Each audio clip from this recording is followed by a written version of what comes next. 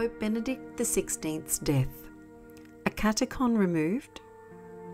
I first want to give thanks for the extraordinary gift that Pope Benedict XVI is and was to the Church and the world. Before, during, and after his papacy, he was a shining light of truth and love. I quoted him repeatedly in Thy Will Be Done, because of the astounding teachings he gave over many years on the divine will. I encourage you to heed those teachings well. Although he was retired upon his death and doing little of note externally speaking, Benedict's passing to his eternal reward on New Year's Eve was still a great loss for the Church. Let me explain why I believe that is so. Some seers have indicated that Benedict was himself a Katechon of sorts, that is, a restrainer, holding back the public entrance of the lawless one, the Antichrist. I do not doubt that, especially now that I am leaving aside Father Michel's prophecy, which said that St. Joseph, or the year of St. Joseph, was a Katechon, though that still might have some truth to it. As I've said, there can be multiple valid understandings of Katechon. The Antichrist will, above all, seek to exalt himself in God's Church, the Catholic Church, and he must and will do so by first bringing the great apostasy to its summit with a deluge of blasphemy, heresy, and all manner of evils in the Vatican, enabled by those clergy in Rome already within Satan's grasp, quite a large number of them. But put yourself for a brief moment in the shoes of one of these evil men plotting out the introduction of a whole new onslaught of evil, far beyond even what we have recently seen at the Holy See. Such a man, perhaps wearing a red hat, would doubtless think to himself, how shall I introduce this slight change to the Mass rubrics that will invalidate the consecration? How shall I draft this new canonical decree that homosexual marriages are good and valid and can be blessed? I think I can sneak this by Francis just fine, even if he knows about it. He may turn a blind eye to it. But I know that Benedict, even though he isn't the reigning pope anymore, is kept abreast of these matters. He still wields too much power. Once he catches wind of this, he could still appeal to his status as Pope Emeritus, denounce this in the strongest of terms, and no one would dare oppose him. I must, instead, wait patiently until he dies, while perfecting my plan in the shadows.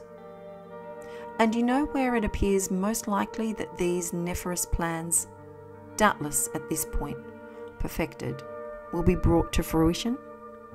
In the Synod of Synodality, which is ongoing now and poised to reach its completion in 2024. Without the Katechon of Benedict XVI around to at least prevent complete devastation of the faith through its final sessions.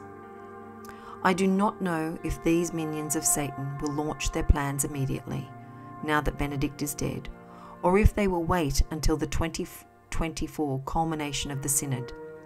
What is certain, however, is that they are at work, and we must be on guard. I plan to write more about the Synod soon. Stay tuned. There is absolutely something deeply symbolic, profoundly prophetic about Benedict dying on New Year's Eve. It is as if God was exhorting us with the passing of Benedict and the simultaneous passing of the year of our Lord 2022 to say goodbye to the era we have lived in for so long now. As I've previously noted, I still recall a conversation I had 12 years ago when I was a seminarian with another seminarian who is now a very holy priest, He, like myself, was very prophetically minded, and he relayed a sense that both John Paul II and Benedict XVI had to die before the real apocalyptic events started. To him, these two great men symbolized St. John the Baptist and St. Joseph, both of whom themselves had to die before Jesus could undergo his own passion and resurrection.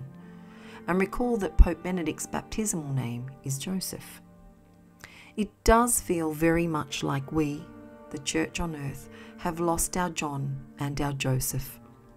But this much is certain: we have not lost and never will lose our Christ. For he has promised, "Lo, I am with you always, even unto the end of the world." Matthew 28, verse 20. He is absolutely in charge of everything, and the time will very soon arrive in which his will shall triumph, and every knee will bow, every tongue confess that Jesus Christ is Lord. Philippians 2. Therefore, whatever comes through that gate, the gate that is the upcoming months and years and the trials that they will inevitably bring, remember that you are Christians. You must, you will, stand your guard. You are Christians. No matter what comes through the gates of hell, you will stand your ground. Long live Christ the King.